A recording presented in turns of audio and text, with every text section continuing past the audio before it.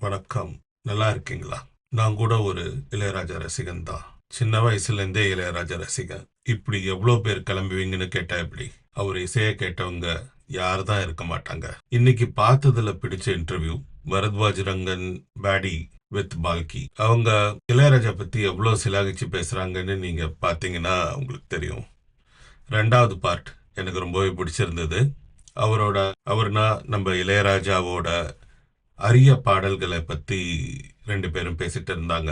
எனக்கு இளையராஜாவோட அரிய பாடல்கள் எனக்கு பிடிச்சது என் கானம் இன்று அரங்கேறும் அந்த பாட்டு ஈரவழி காவியங்கள் அந்த படத்துல இருந்து ரொம்ப பிடிக்கும். அந்த பாட்டோட ஃபுல் மியூசிக்கல் அரேஞ்ச்மெண்ட் அவ்வளோ ரெஃப்ரெஷிங்காக இருக்கும். அதேமாரி இளம் பனி துளி விழும் நேரம் ஆராதனை படத்துலேருந்து அதுவும் அதே காரணத்துக்கு தான். அதுக்கப்புறம் ஏரியில இழந்த மரம் தங்கச்சி வச்ச மரம் இந்த பாட்டு கரையெல்லாம் செண்பகப்பூ இந்த படத்துலேருந்து வந்தது. இந்த பாட்டில் நீங்கள் கேட்கலன்னா கேட்டு பாருங்க. Rare gems.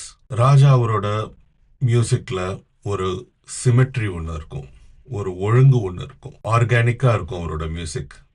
அதனாலே எனக்கு அவரை ரொம்ப பிடிக்கும். அதனால தான் எனக்கு அவரை ரொம்ப பிடிக்கும். ஓகே, அவரோட சிம்பனி இசையை கேட்கும் பாக்கியம் எனக்கும் கிடைச்சது. பால்கி சொல்வதா அப்படியே ஆமோதிக்கிறேன், ஏற்கிறேன். ஓகேவா? அவர் எழுத போறேன் அப்படின்னாரு.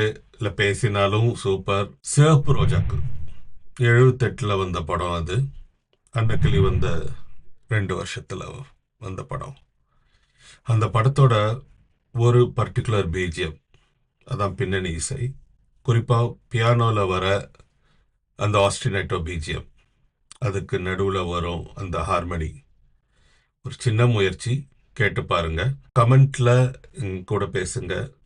உங்களுக்கு பிடிச்ச அவருடைய அரிய பாடல் ஏதாவது இருந்தா தெரிவிங்க. தெரிஞ்ச இசைஞானி நண்பர்களுக்கு ஷேர் பண்ணுங்க. திரும்பவும் சந்திக்கிறேன். நன்றி.